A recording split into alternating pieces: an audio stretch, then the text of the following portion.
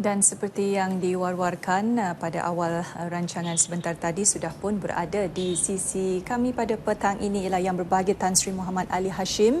Beliau adalah Presiden Dewan Perdagangan Islam Malaysia yang akan berbicara dengan kita mengenai wakaf korporat bakal memperkasa ekonomi negara. Terima kasih Tan Sri kerana sudi bersama kami dalam BIS Malaysia. Selamat berpuasa. Sama-sama. Di BIS Malaysia ucapkan. Baik, boleh kita mulakan perbincangan pada petang ini. Boleh Tan Sri terangkan kepada penonton apakah sebenarnya maksud wakaf korporat itu? Konsep wakaf korporat ni satu konsep yang baru diperkenalkan. Mungkin belum pernah didengar sebelum ini, tapi baru tak baru pun kita dah pernah menubuhkan satu wakaf korporat yang pertama, iaitu di Johor sewaktu saya selaku Ketua Eksekutif Johor Corporation.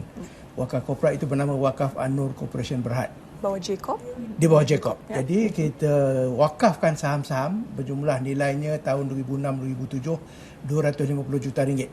Dan selepas 10 tahun, akhir tahun lepas, dia dah meningkat kepada 780 juta ringgit, saham yang sama. Jadi maksud wakaf korporat ni, hasilnya ialah, tujuannya ialah supaya kita dapat kedua-dua kekuatan. Iaitu kekuatan badan korporat. Badan korporat ni kita tahu, antara kekuatannya dia efisien, cergas, menjana harta kekayaan. Jadi digabungkan pula dengan ciri-ciri wakaf.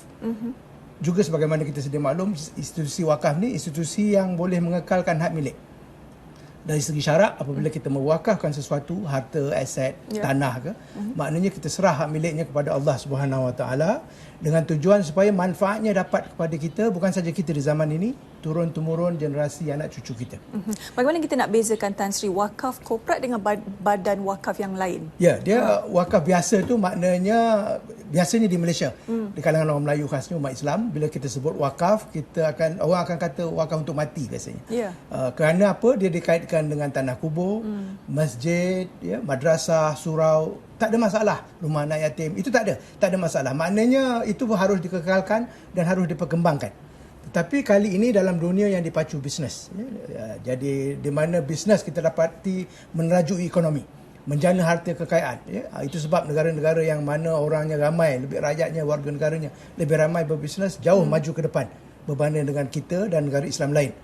Jadi dalam konteks wakaf korporat ni, maknanya kita nak aplikasikan konsep wakaf ini ke dalam bisnes supaya hak milik itu berkekalan, berpanjangan. Sebab hasil yang kita bimbang hari ini, ramai umat Islam bimbang di Malaysia juga, ialah apabila kita lihat hak milik bangsa Melayu dan umat Islam khasnya selalu terhakis, terlepas daripada tangan.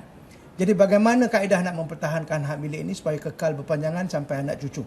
Lebih-lebih lagi dalam konteks hari ini pasaran terbuka, di mana kita liberalisasikan pasaran negara kita, undang pula pelabur-pelabur daripada seberang laut datang, syarikat legalsi multinasional yang begitu besar, begitu perkasa, dengan modalnya, dengan sumber kewangannya yang hebat.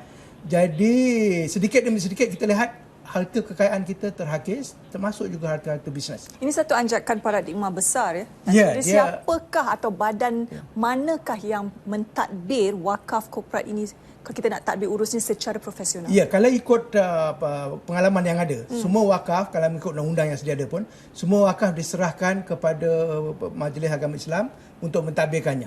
Itu memang sesuai khasnya bagi wakaf yang lama, masjid, surau. Sebab wakaf yang dahulu semuanya berkaitan dengan agama. Wakaf korporat ini ialah apabila kita nak aplikasikan konsep wakaf itu kepada bidang bisnes dan bidang korporat. Jadi sudah tentu dia memerlukan tenaga profesional yang biasa mengurus harta bisnes korporat. Jadi di sini dalam kes Wakaf An-Nur Corporation juga dengan salah satu wakaf yang baru, wakaf korporat baru yang ditubuhkan baru-baru ini oleh Dewan Perdagangan Islam Malaysia di bawah Awqaf Holdings Berhad. Jadi tujuannya ialah supaya kepakaran, kemahiran, pengalaman orang yang profesional dalam mengurus bisnes dan korporat diaplikasikan ke dalam konteks mengurus harta-harta yang diwakafkan. Jadi maknanya kita gabungkan yang daripada Majlis Agama Islam pun ada wakilnya dan sebagainya. Tetapi oleh kerana harta ni nak diurus secara korporat, secara bisnes, nak ditambahkan nilai, nak diniagakan, nak dikembangkan, menambah peluang kerja supaya anak cucu kita besok tidak bergantung pada orang lain untuk mencari kerja dan sebagainya. Maka dengan hal demikian, yang terbaik, yang paling pakar, seperti Islam menyarankan selalu, apabila kita menyerahkan amanah, hendaklah kepada yang ahli. Dan harus menjadi ahli, orang yang ahli, yang pakar dalam bidang sesuatu bidang. Dan Islam juga mengingatkan kita, kalau tak diserahkan amanah itu kepada yang ahli, tunggu saja kehancurannya. Jadi nak mengelakkan keruntuhan, kita dah banyak lihat kes ya, di mana harta kekayaan Melayu Muslim termasuk di bawah amanah yang dipegang oleh GLC. Satu, misalnya apabila kita swastakan, kita lihat tak dapat dikekalkan hak milik pegangan. Jadi ada kebocoran dan ketirisan. Kedua, kalaupun diswastakan, kadang-kadang pada orang yang tidak ahli, kemampuannya kurang, kita lihat maka dia akhirnya terjual terlepas tangan. Ini bukan saja korporat, kita lihat saja rumah-rumah misalnya di bandar-bandar dan sebagainya yang biasanya apabila dijual kepada orang Melayu tapi tak sampai kepada generasi kedua ketiga, tak dapat bertahan. Kaedah wakaf ini insya-Allah tujuannya ialah supaya kita dapat atasi cabaran ini. Supaya tidak mudah terlepas kriteria Tan Sri yang mesti ada pada sebuah entiti sebelum ia layak diiktiraf sebagai wakaf. Ya, yang paling penting ialah dia perlu seperti disebut, dia perlu diiktiraf oleh Majlis Agama Islam. Satu ya. Maknanya salah sebuah macam di Johor tu, Wakaf An-Nur Corporation tu mendapat iktiraf daripada Majlis Agama Islam Negeri Johor. Jadi dia boleh bergerak dan apa semua. Dan ada perjanjian antara Wakaf An-Nur dengan Majlis Agama Islam. Dan ahli-ahli beberapa daripada wakil daripada Jabatan Agama Johor juga, termasuk Mufti Timbalan Mufti juga masuk duduk bersama dalam lembaga pengarah syarikat wakaf tu. Jadi ada gabungan antara pihak agama dengan pihak korporat. Dan tapi pengurusannya oleh kerana wakaf ni wakaf korporat. Tujuannya ialah untuk mengembangkan harta kekayaan yang dimiliki umat Islam supaya dapat bertahan, sustainable, walaupun dengan ancaman daripada luar dan sebagainya ya, dan diurus secara kaedah korporat.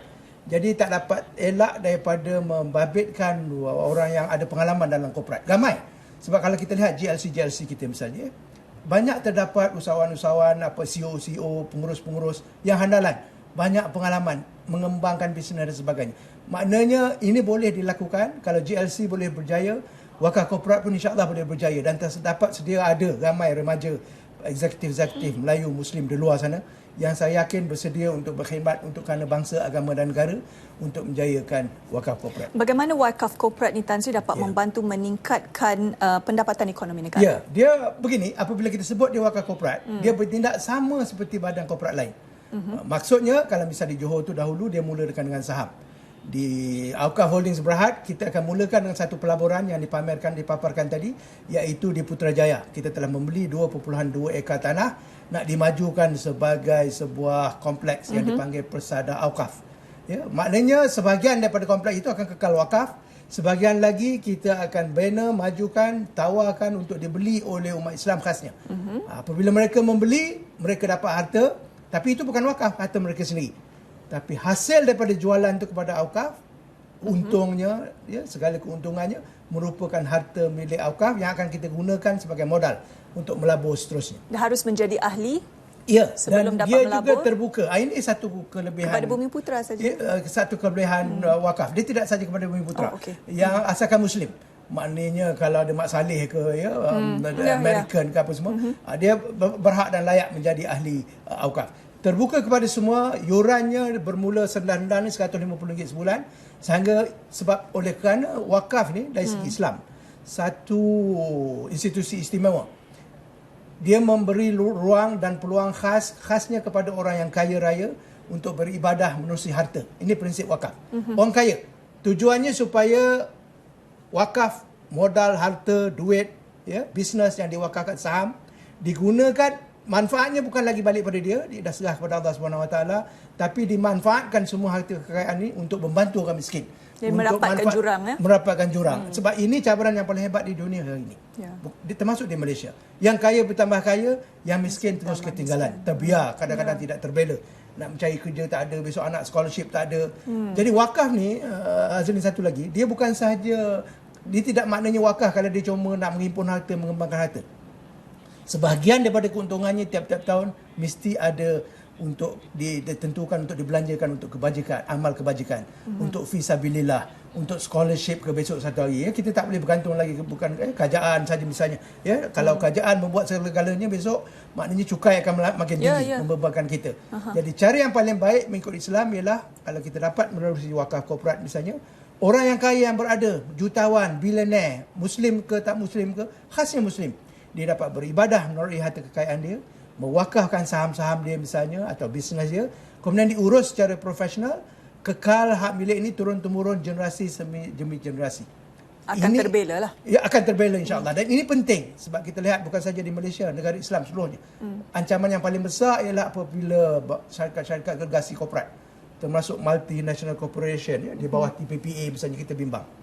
Itu sebab apabila terbelanya wakaf korporat ni satu lagi kelebihan, iaitu dia berpotensi juga menjadi tumpuan besok, misalnya kalau kita nak swastakan syarikat-syarikat GLC.